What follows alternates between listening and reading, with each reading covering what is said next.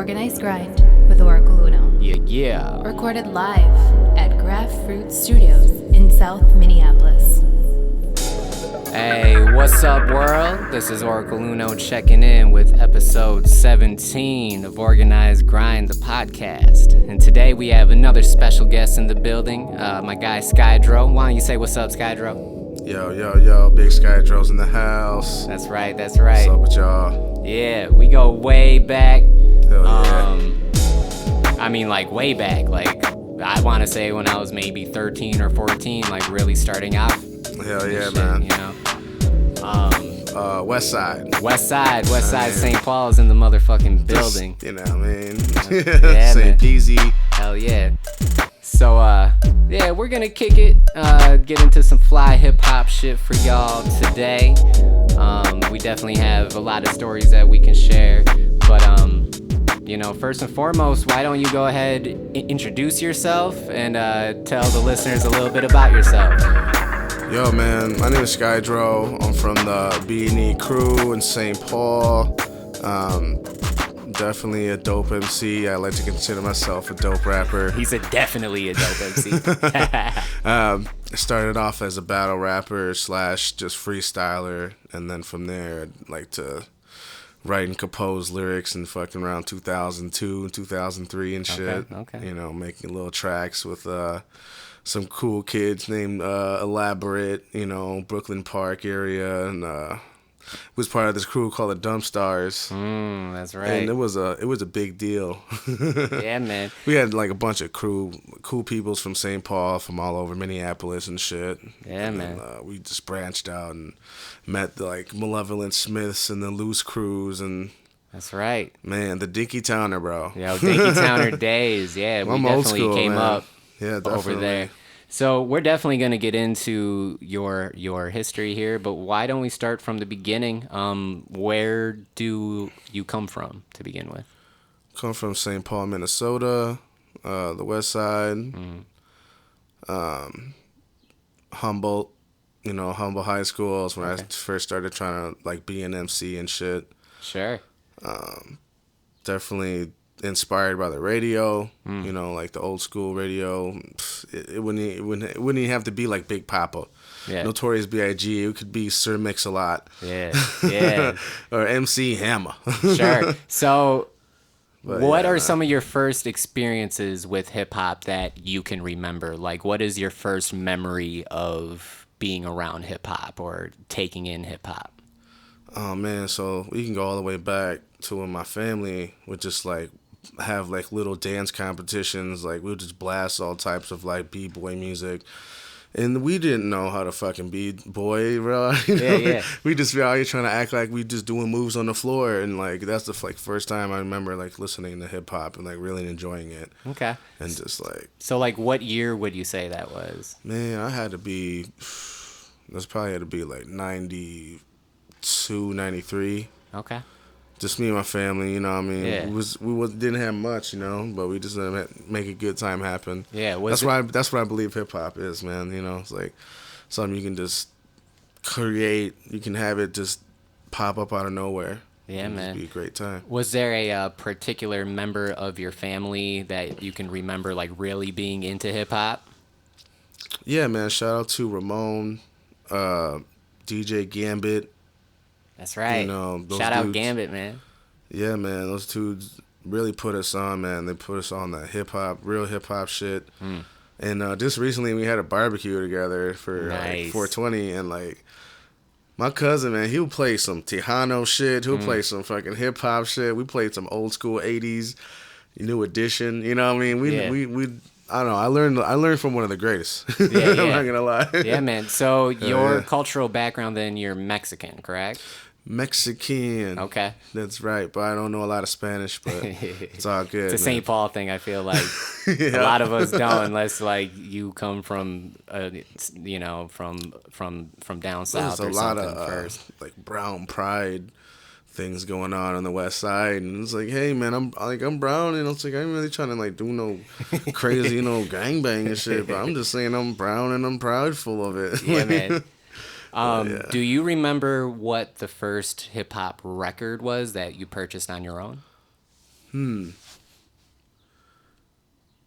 Or so not I think even we like had, purchase, but like the first record that was like truly your own that you went and got.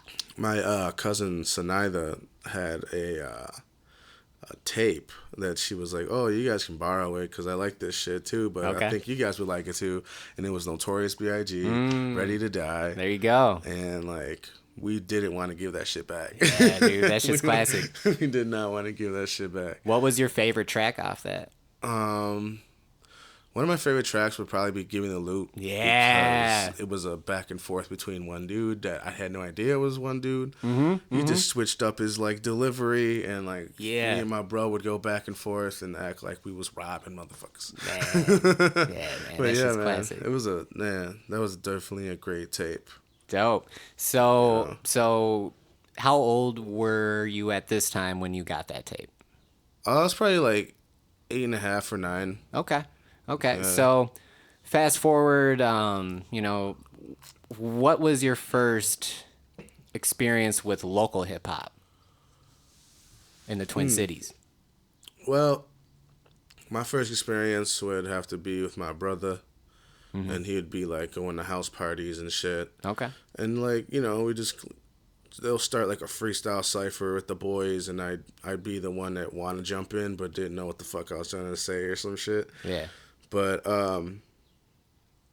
definitely I learned about Idea because of my brother's boy. You know what I mean? Like, and that was probably when I was like maybe 13 or 14.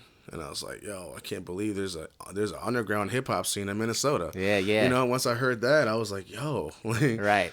this gives me like feels like opportunity to just come out here and start doing what the fuck I want to do and make my own kind of music locally on the scene. And Hell yeah. from there, we just try to branch out and go to different shows in Minneapolis and shit. Okay. What was your first show that you went to? Let's see. I like to go to. Man, there was a University of Minnesota show that we went to. It was like Was that at me and the boy Devin? The Hole? Or was that at It the was Kaufman? it was such a minute ago. I think it might have been the Kaufman. Sure. But Illuminous 3, man. Okay, word up. Shout out to Illuminous 3, man. Deuce is dope. Yeah. Freezer, Freeze and Franz and yeah, man. Raphael. Those dudes definitely inspired me just because they had that group. They had that group chemistry and shit. So when they did their thing, it was all in unison. It was like, Yeah. they was like ahead of the time, man. Yeah. So yeah. like when they was doing their thing, I was like, yo, I need 2 more motherfuckers. You know what I mean? I need 2 more motherfuckers that's down to do this shit with me. Yeah, man. Like, and just, I don't know, it just looked like this is exactly what I was wanted to do. Yeah, man. One of my first real shows was opening up for Illuminous 3 and Big Quarters. Big Quarters. And hey. I just remember seeing them rock and just being like, yo, like, these motherfuckers really have it together. Yeah. And, like, they were teenagers, too. Yeah, man. And this is like, dude, they've been grinding and they've been doing it before social media. So this is like around the time when MySpace was kind of blowing up. Yeah. Yeah. And I didn't even want to mess with MySpace. You know what I mean? My boy was like, yo, you should get on it because of this and this and that. And I was like, Yeah, man. So when did you start really taking your own rhyming seriously? Now, did you start rhyming first, or did you just start to write first, or was it freestyling, or when did you start really being like, yo, like, I'm gonna fucking do this? It had to probably be with the writing. I'd used to copy a bunch of lyrics from DMX. Okay. And just like I wrote them down. My brother would like write down some B.I.G. or some Wu-Tang, and I'd be like, I want to learn about DMX. So I listened to his album, his first one. I think it was Hell Is Hot. Yeah, man. And like, man, I wrote the shit down. I was like, this dude actually knows what he's talking about. Like, he's a real MC. Yeah. But at the same time, he was like a really thuggish, hardcore ass motherfucker. Like, you don't want to mess with him. Right. But yeah, man, from there I feel like I could do it my own. I'd be like, why did DMX say this instead of saying that? You know what I mean? And then from there, I was just like, maybe I should just say it like this. And, you know, I'm like, yo, I want to add this and maybe make it sound fresher or. Right. Because, like, when you grow up around the West Side, like, people would try to come up and try to rap at you, man, try to battle you or some shit. So it's like when he comes down to battles and shit, you got to be on your toes. Yeah, man. So NL, you brought him up that you went out to one of your first shows with him. Yeah. How did you guys meet to begin with? Well, yeah, man, we grew up. We went to Humboldt. Okay. So like. He knew my brother first, which is kind of funny. Okay. Yeah, so he knew my older brother first, Mr. Legacy, and, like, he'd just be like, yo, like, what's up, bro? Like, I think I know you, like, or like, haven't we met? I was like, no, you probably know my brother or some shit. He's like, well, shit, you on that hip-hop shit, too? I'm like, yeah, I'm on the hip-hop shit. Because they would pass rhymes and be like, yo, check this shit out. And then he'd probably shit on his rhyme and be like, all right, well, check this shit out. Right. You know what I mean? He was like, notorious for that shit. Yeah, definitely trying to, like, make you look stupid. Yeah. He's trying to do that. For sure, man. Yeah. The first time that I met NL Emnt was at I think it was a Los Nativos show at the Entry. And I was with my friends. And like a song was just playing from the DJ, and I was just rapping along to like the beat, but I was freestyling. But there was rapping going on, but I was just fucking around, just freestyling. And this dude comes up from out of nowhere, and he just like looks me in the fucking eye, and he was like, "Oh yeah," and he just starts freestyling at me. And then I'm like, "Oh, okay," you know, like it was one of my first experiences with like. What the fuck is going on? Like, am I in a battle right now? Like, I don't know what the fuck's going on. I was just having fun, like, fucking around with some rhymes, and now this dude is in my face rapping at me. Yeah. And I'm like, okay. And then, like, I try to rap again, because thinking that, like, we're just rapping. And then he's like, oh, yeah. And, like, just kept rapping at me. And then, you know, and then from that, he's like, peace, I'm so-and-so. And I was just like, oh, shit, what's up? And he's like, you're cool. I was like, you're cool, too, man. And that's how we started to kick it. Found out that he was from the same hood and shit, and then that's how we started to kick it, and then that's how I met you for the first time, was through him. Yeah, man. He's definitely a good guy to, like, meet up with different people. Yeah, man. But, yeah, shout out Los Nativos, man. Yeah, man. Those dudes is classic St. Paul, man. I think it's West Side also. For sure. Yeah, they are. So we're going to get into the first commercial break here, but I want to kind of touch on a little bit more. So I guess, when did you first start recording? Like, when did it come from just writing and just freestyling to, like, I'm going to actually record some shit now? Dude, I had an opportunity to do an anti-tobacco rap at Humboldt High School. And I wrote it and I spit it, and then believe it or not, my style was like an E40. Okay. Like type of something. It was like real fast. That's and tight.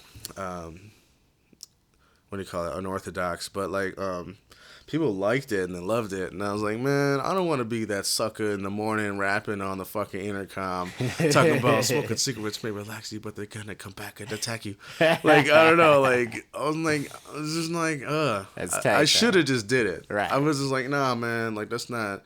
I feel like I'll be a sucker doing that shit, bro.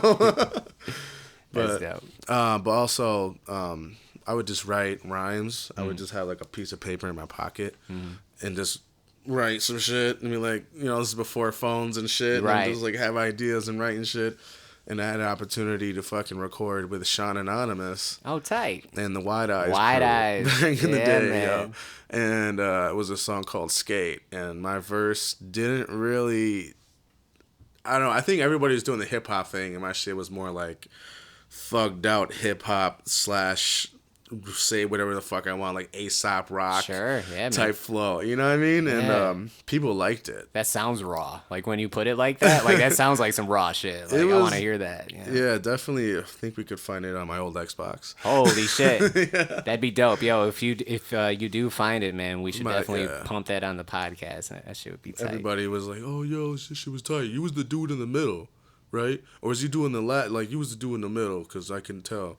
I'm just like, oh yeah, I might have been the dude in the middle. Yeah. Right now I'm thinking I might have been last. Okay. But people will be like, oh, you were the last dude, and usually they try to like just throw the wackest MC in the back, and they were like, oh, you were the strongest dog.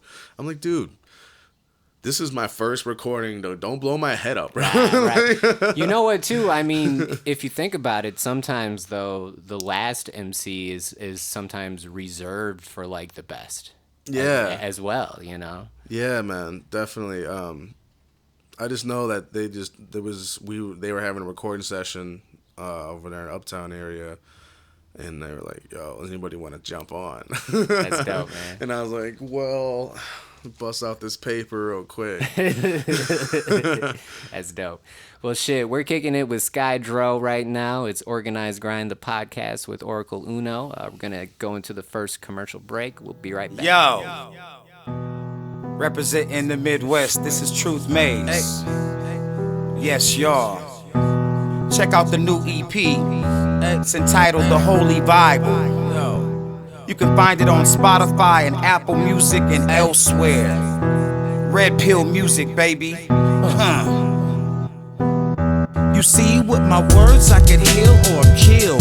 Talk fuck shit or truly keep it real. I can grab up a burner and flame my brother, or he and I can train so we elevate each other. I can talk about pussy all day and all night and not admit I'm toxic and don't treat women right. I can tell everybody how to pop a new pill, or tell the next generation the matrix is real. Cause what I know is I hold the power at will. Still sharp and still, goddammit, it's ill. For mentally the blade I hold, it takes skill. Specially designed so I can kill Bill. And the fake shit in me I need to reveal. That's what a God does with the ability to build. My soul is my rock, my spirit's my shield. My soul is my rock, my spirit's my shield.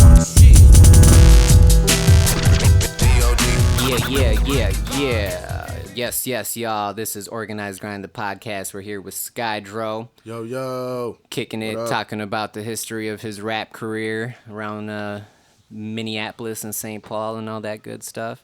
So you had mentioned the Blue Nile. Why don't you go ahead and talk a little bit about some of the first venues that you started to perform at and like some of your favorite memories and moments from them? Man, I can tell you the Red Sea was not my favorite place. Okay. Why? But why? Because it was just like a janky little dive bar back in the day. But now it's nice. Okay. So I'm going to say that right now. It's a really nice place. Got a nice sound. But yeah, the Blue Nile is definitely one of the first places that I'd be performing. And I start like developing my own style because, you know, people would just see me rapping on stage. I'll just freestyle or I'll have like a written prepared. Usually I'd rap to the D'Angelo beat. Yo, my lady. I don't know. I don't know how what the song's called, but I know the beat. Tight. Yeah, because like man. They always had that beat almost ready and queued, ready for me to go. Nice. But yeah, definitely. I got to meet a lot of people, networked and shit. Okay. That place was legendary. Yeah, man. Yeah, they had like the carpet on the stage, and then they had like the old ass sound man that was actually really good at what he did, and like fucked with hip hop pretty good. But like he was like old ass white dude with a beard and shit, but like he knew what the fuck he was doing there. Who were some of the people that you got to perform with at the Blue Nile? I believe Desdemona for sure because she was a host at the time. Yeah. And shout out Desdemona. Just shout out Desdemona. Yeah, man, there was just a lot of motherfuckers out there that were up and coming. I can't remember who. I think St. Paul Slim was starting off there at the time. Okay. Longshot, MC Longshot. Oh, that's right. I think he was around there. Can't remember everyone. But yeah, it was just great. It was just a good time. I was over there. It sucks that they had to shut it down. Yeah, man. Yeah.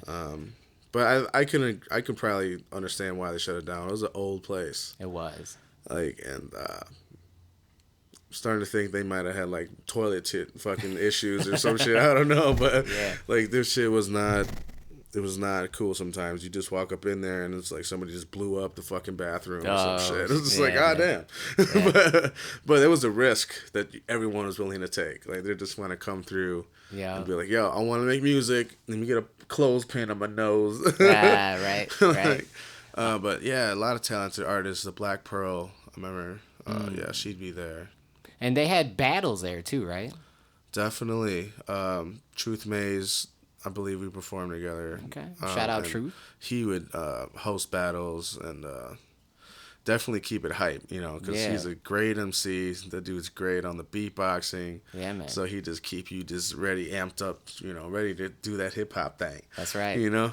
So, what are some of the other venues that you were playing as well in Minneapolis? Yeah, the Dinkytowner, they shut that shit down. But I used to hype up Illaborate back in the day. Dope. So where I pretty much met the Loose Crew, like INF, Malevolent Smith, and there was another guy, Dub. Dude's great. Elaborate. How did you wind up linking up with him for the first time? Through an Element. Okay. An Element definitely had us connected. Yeah, man, we clicked, man. You know, we had the same ideas, and we're just like, yo, let's kill this hip hop shit, right? Because like, people was like coming off a little too Nelly-ish. Okay, sure, yeah, man. And it was like, you know, just like, hey, man, you know, Nelly's cool and all, but let's do some hip hop shit, man. Yeah, man. So at this point, you're starting to develop your own style and stuff like that. Who were some of the influences that you feel like kind of helped mold your current style today? Man, dude, there's like so many things I could say right now. Go ahead, man. There's the we got time. Underground shit was first, man. Idea, Slug, and then you know, they introduced Sage Francis to me, and you know, they used to have the Orphanage freestyle sessions. Yeah. And Aesop Rock could be on there, and I learned about Aesop, and man, from they play all the greatest hip hop shit too. Yeah, Rhymesayers Radio, man, that's definitely put me on. So that was a great influence, you know, because I get to learn. Sadiq and all them. Yeah, man, definitely get like a whole broad new idea of what hip hop could be, you know, and then before that, you know, it had to do with commercial rap, you know. Yeah, of course. Dude, all I had was No Limit. Okay, yeah, that's what's up. We had No Limit, you know, 3 6 Mafia. Yeah. But also we knew about the underground, you know, 3 6 Mafia before they blew up. And we used to live in Texas. And shit. We know about the South Park Mexican a little bit. Yo, South Park Mexican was the shit. Especially on the west side. Like, his shit was all over the place. Yeah, dude, like, I feel like we actually had one of his tapes, you know, from back in the day. Like, but like, yeah, man, Cash Money was cool, but like No Limit did it first, man. Yeah. So, what part of Texas is your family from? We were like kind of, what is it called? Like San Juan and Far, San Juan, and the Alamo. Okay, is that like central or like southern or like what? Like southern. Okay. Also, I have family now that's in Houston, and the homies in Austin. So yeah, shout out to Texas, man. I really miss y'all. I miss Texas. Yeah. But yeah, man. Definitely would switch off to the West Coast because of the Master P. Did the Southwest Riders, and he'd put me on to Brother Lynch Hong, and like there'd be a bunch of other MCs that I'd be like, oh, there's a lot of people out here who are hungry, man. Yeah, you know, Lynch was a strange dude, man. Yeah, there's oh my gosh, if you put that on like nowadays, people would fucking shit themselves. Like, why is he talking this crazy nonsense? Yeah, he would talk about like eating people and shit like that. Yeah, yeah, like destroying body parts. Like, he's a serial killer / gangsta. Man. You just don't want to mess with the guy, right? But yeah, dude, Pimp C, UGK, Bun B, yeah, I miss Pimp C, man. The dude was a dope rapper. Fuck but yeah. At the same time, you know, he just kept it real. you can tell, man, when artists keep it real. Definitely. You know? So.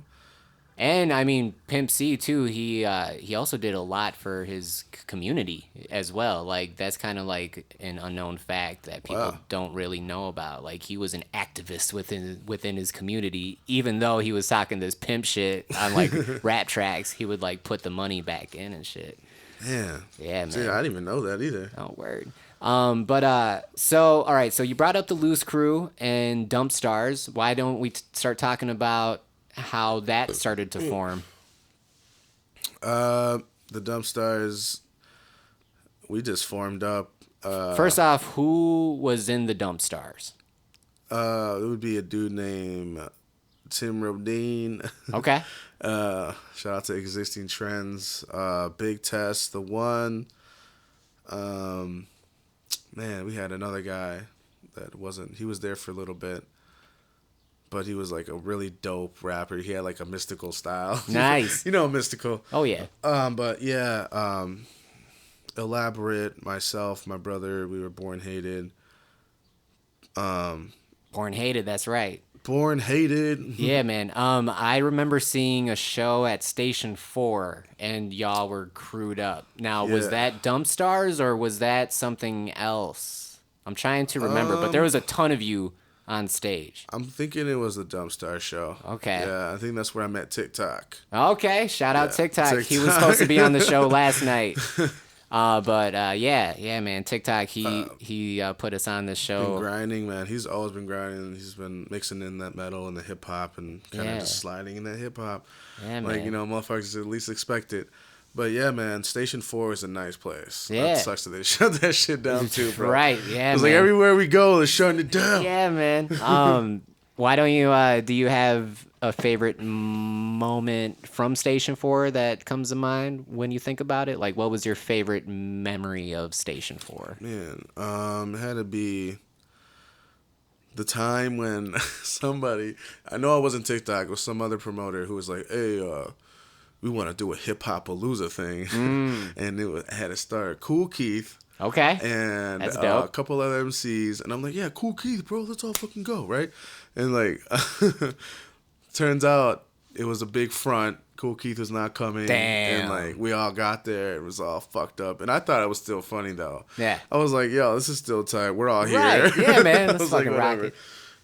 But yeah, that's where I met my homie Nito and shit. Oh, that's and, right. Shout out Nito. Fucking Brittany and Matt Whiting. Shout out Matt Whiting. Yeah, man. Matt. Man. I met a bunch of motherfuckers just out here, man. Just too many motherfuckers like to shout out. That's dope. That's dope. Yeah, man. Yeah. But yeah, man, fucking Station 4 was just dope because it was a huge ass fucking place, and when you go in the crowd, there's like these big ass pillars. That's right. Like coming down. And that fucking stage was tall as hell too. Like it was a big ass stage. Like you had to like look up to see shit. Like yeah. I probably missed the sound of that place. It was a cool place. Yeah. Okay, so Dumpstarrs doing their thing and everything. What led to that not being a thing no more?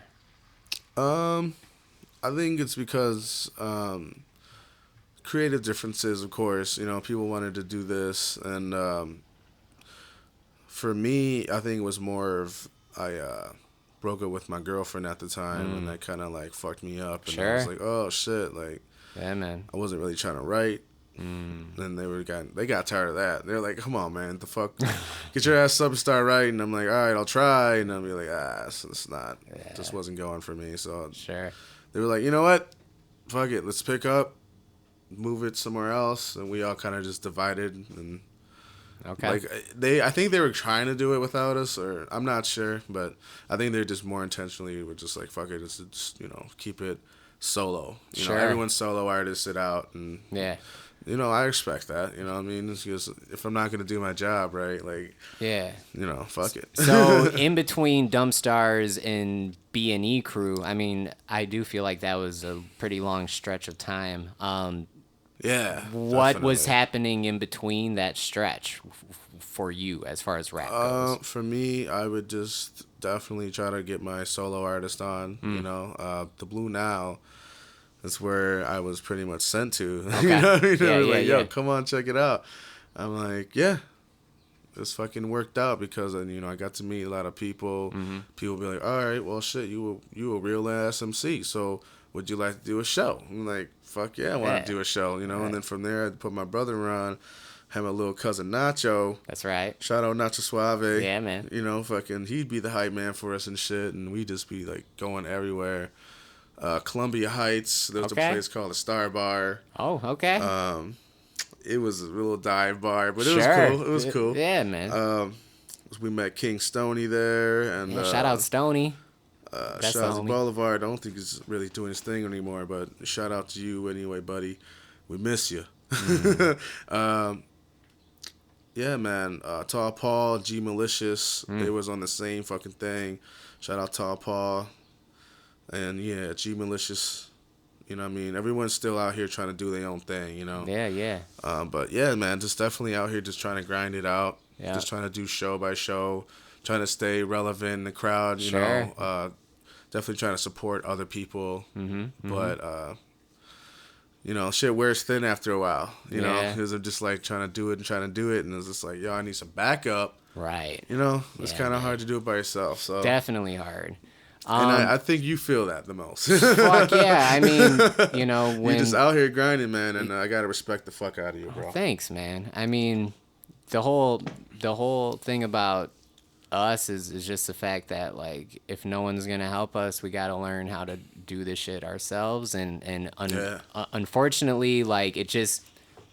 You know, it takes a way longer time for you to start seeing the benefits of it versus if you can just focus on rapping and you have a crew, you have someone who does the videos and you have someone who does graphics and you have someone with the studio and someone who makes beats versus like, shit, I don't have beats, I don't have graphics, I don't have videos, I don't really have the money for this shit because I'm young and like trying to rap and like I'm getting paid drink tickets and I'm 18, I can't even use these shits. You know what I'm saying? Like, you know? I got these drink tickets, and like, do you have a stamp? Yeah, I got fucking an X on my hand and shit with the drink ticket. But yeah, I mean, you know, it definitely takes longer to start seeing the return. But you know, I definitely wouldn't change my path for the world. But so Yeah, man. B&E crew though. Let's go ahead and start talking about that, man. What is B&E crew? Who's down? And when did you start connecting with these guys? And how did it start to formulate? Because it seems like it came out of nowhere, and then pretty soon there's a crew of these dudes, and the only dudes that I knew were you and your brother. But like y'all have a fucking straight up powerhouse of a team, and like you got merch down, and like y'all had graphics and doing shows and booking shows, and I was like, who the fuck? But like I'm impressed as fuck. The B&E music crew, man. Yeah. We've been connected for a minute. Shout out to PJ. Papa Squat. He's the dude that I met first off. So like what year was this? Let's see, man. Because I was still part of Born Hated doing things, and he would come to my shows. And he'd be like, yo, I respect you, man. And we met through Nacho. Okay. And like, you know. Wow. And from there, we were just good friends and good buddies and shit. You know, Yeah, we'd yeah. go to Minneapolis shows together and just fucking, you know, just rage it out, you know, Yeah, man. all night. Just having a good time. And yeah, man, from there, it was just like, he would talk to me about like, oh, well, shit, man, I'm going to put a band together. How do you feel about the spitting flows with the band? I'm just like, yeah, you know what? It's not my steez, but I'll do it. Yeah, you know man. what I mean? And from there, it was just like, it was just a good talk, right? We're just like, yo, man, let's connect. Let's make music. Let's do it. And we just never did. We just never got down until, I think it was like 2013, 2014. Oh wow. So it has been a minute. That's like 5 years. Yeah, maybe 2015. Okay. But yeah, about 4 years, it's pretty much been talking about it, and like, it was started off as like a big experiment, bro. Like, we were just grabbing people that we knew from the east side. I told people about it, come through, let's meet up. It was probably like 13, 14 people at once. That's dope, and we're man. thinking about it like, man, that's a lot, you know? Yeah. Some people, you know, just serious, more serious than others, of course. And then Sure. it just turned down to like 8 people. Okay. And from there, like, we have these meetings called church every Monday, and it was like a little bit of my idea, a little bit of Pop Squats. We were just like, yo, let's just have everyone meet up every week, and we'll try to work on this music shit, at least get to know each other better, because like we barely knew each other at one point, you know. Yeah, man. I met Io through PJ, and Io's a great fucking producer, man. He's a fucking dope ass rapper. Is he the one that made the beat for your track that you just put out? That was actually Jake PM who put that track out. But he's down with the crew too, right? Jake PM, yep, he's down with us. So can you name the roster as of right now? Yeah, man. So it's me, of course. Yeah. Papa Squat, Io, Nacho Suave, Walrus the Human. Yeah, man. Zaximus Giga Prime, and Jake PM. JP. Who else am I missing? I think that's about it. Okay. If I'm missing you, man, don't be mad, all right, brother? Don't catch feelings. So I mean, all right. So y'all start to formulate. Where did you guys? So, because it seems like you guys do a lot of shows in like Duluth and like up north and shit like that. Like, yeah, we started off in Stillwater. Okay. In that area, and we did do a couple shows off in. I think it was called Rush City. Yeah, Rush City, man. I think there's a prison up there. We took a van out there and fucking did a show with a guy named Psycho Myco. Okay. And that was the hard times right there. That's when we first started doing our thing. But yeah, like, you got to start somewhere, man. Yeah, man. But definitely had a good. We just want to make sure we're on the same page, and when we made sure we were on the same page. That's when everything started moving better. That's dope. You know what I'm saying? So, all right, we're going to get into this last commercial break and then get into the Lightning Gauntlet with Skydro. But why don't you go ahead and tell us what's in the works right now, what's in the future, what's in the plans for B&E Music Crew, man? Because it seems like y'all got a lot of shit popping. Y'all got some graphics and T-shirts and merch and shit. I got T-shirts for sale, $20. Oh, shit. We got Nacho Suave shirts for $20. Yeah. B&E Music shirts for $20. Damn. I'm just trying to get myself a custom hoodie right now. Oh, shit. Yeah, that's I want a Skydro hoodie. Yeah, man. But yeah, we have a release show for Io. Okay. And let me see if I can pull it up real quick. Yeah, man. No doubt. Well, yeah, Prime and PM have a show on the 27th of this month. Okay. And it's called The Barbecue number 19. Okay. Which is with Professor Fresh, and Illaborate is actually on that one. Shit, so dope. you should check that shit out. Shout out Illab. We're gonna mob out to the the Fifth Element open mic. Oh shit, when's that about to happen? You should mob out with us on the 1st of May. Okay. And then we're gonna do Fresh Hop, which is on the 2nd of May. Okay. At the 12 Eyes Brewing. Acronym is the one that's throwing that down, and dope. I believe you're on that. I'm on May 2nd. I'm at Lee's Liquor Lounge with Truth Maze and D1. Oh, yeah. You know what? I think I'm gonna check out both of those shows. Oh shit! Look at you out here. You know what I'm saying? I wish I could do that, man. I get too fucking tired. You are a busy ass motherfucker. But yeah, man. How about like music wise? Like, do you guys have records about to happen? Because it seems like y'all are in the studio a lot together, and it just seems like y'all really have it together right now. Yeah. Well, the only thing we have is Io. Mm-hmm. He's doing his Phonics EP. Okay. And that's coming out on the 25th of next month. And you just dropped a track that I actually pumped on the podcast. Oh, dude, thank you. Go ahead and talk about that real quick. Yeah, dude, I fucking I just felt like I just wanted to do like a, I don't know if you want to say an anthem or just like something that just have just everyone shouted out that I kind of came up with, and everyone that I respect as an MC and the people that still reach out to me, people just like real cool with me and shit. So I wanted to shout everybody out that I respect in the game. That song is called what? Hands Down. Hands Down. And where can people hear it? It's on Spotify. Okay. It's on YouTube, I believe. I believe it's on Google Music Dope. also. So if you type in Skydro Hands Down, then you can find it. You should be able to find it pretty easy. Okay. Go ahead and stream that shit, people. Yeah, man. Much respect. And I feel like I just want to go back to the influences where, like, Wu-Tang, you know what I mean? Yeah. Let's just go back to the influences. Like, I feel like B&E is also, like the St. Paul Wu-Tang thing going on. Like, we just kind of have a bunch of different motherfuckers that are willing to do whatever it takes. Yeah, man. And, like, we just want to do this hip-hop shit. And, like, what's really cool, too, is that the styles are all different. Like, it's all different contrasting styles to each other, too. Like, not one voice sounds like the other.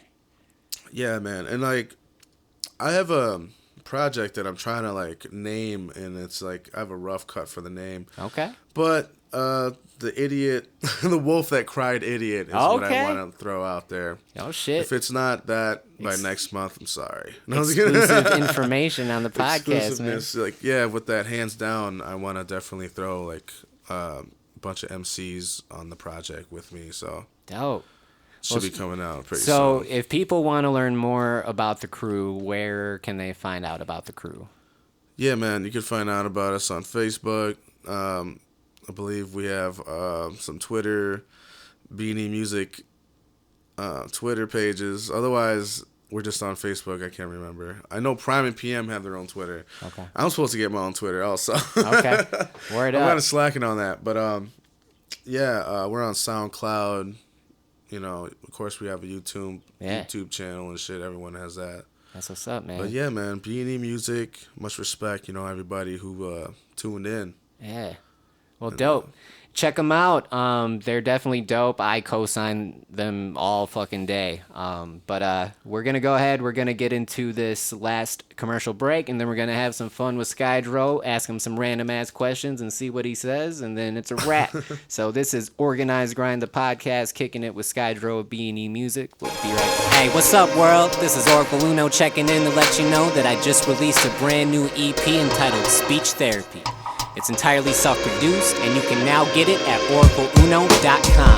That's ORIKALUNO.com. Thank you for listening.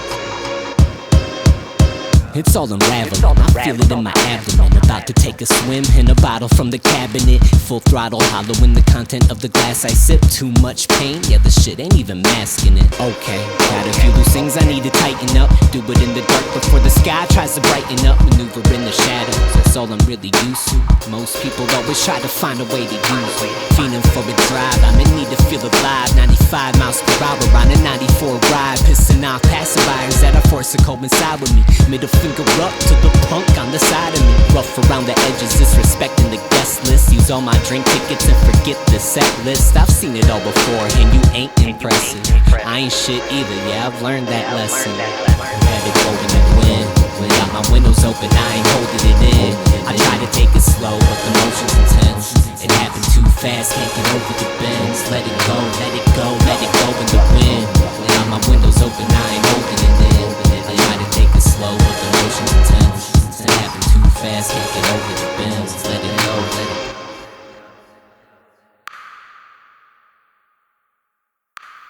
My vision hazy, yeah, I know I'm living crazy though, drowning in the frequencies. Yes, y'all. This is Oracle Uno, Organized Grind, the podcast, kicking it with Skydro of B&E Music Crew, West Side in the motherfucking building. Yeah, you know the fuck we do this shit. So, we're going to go ahead and kick off this Lightning Gauntlet. So what the Lightning Gauntlet is I pull out 3 random questions. If the questions are whack, we will re-roll the questions until we get a good question. Yeah. And, Skydro, are you ready for the Lightning Gauntlet? You know what? I'm as ready as I can ever be. Dope, man. All right, question number 1, random-ass question. It is... What would it take to get you to spend one night alone in an old remote mansion that is supposedly haunted? Shit, man. I'm fucking. You could probably, lure me in with like the ghost of Tupac. Okay. Or like, I'll probably chill with Nipsey. You know what I mean? Word up.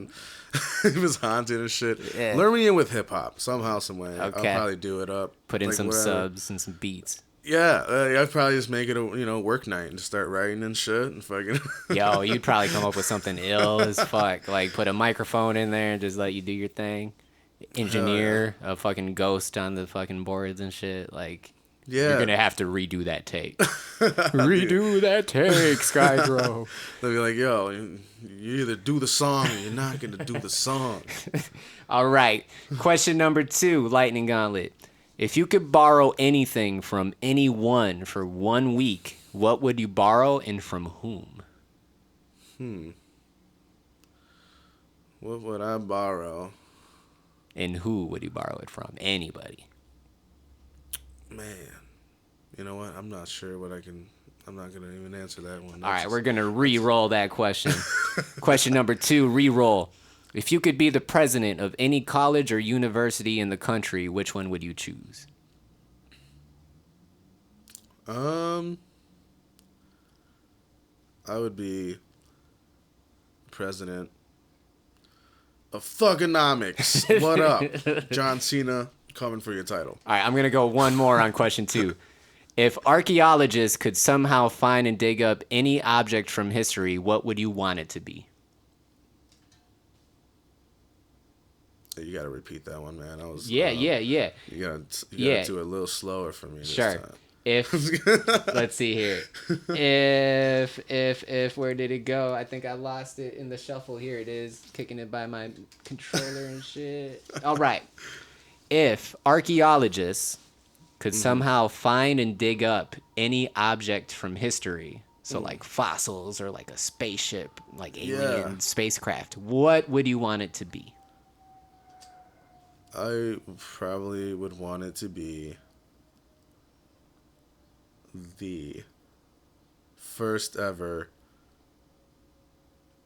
beatbox machine, G. All right. We're going to go into question 3 here. Let's see here. Here we go.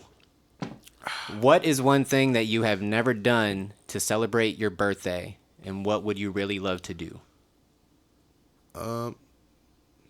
Man, dude, I'd seen an interview with Prince, man, and he was like, I don't want to celebrate my birthday because it just adds stress and shit. But since I'm not Prince, So basically, like, if you could do anything in the fucking world, it's not your birthday, but like something that you've never done that you've always wanted to do, what would that be? Dude, I want to go into the deep sea and just fucking explore in a submarine with big ass bag of chips. Okay, that's dope, man. That's dope.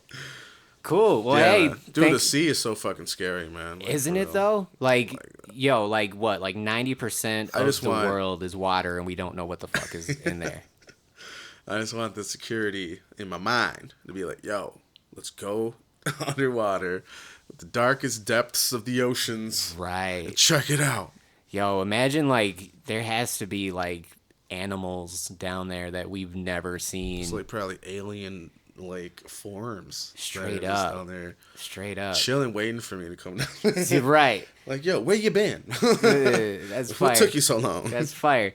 Well, shit, man. Skydro, B&E Music, man. It's been fun. Do you have any sort of final shout outs or last words for the listeners that you want them to know?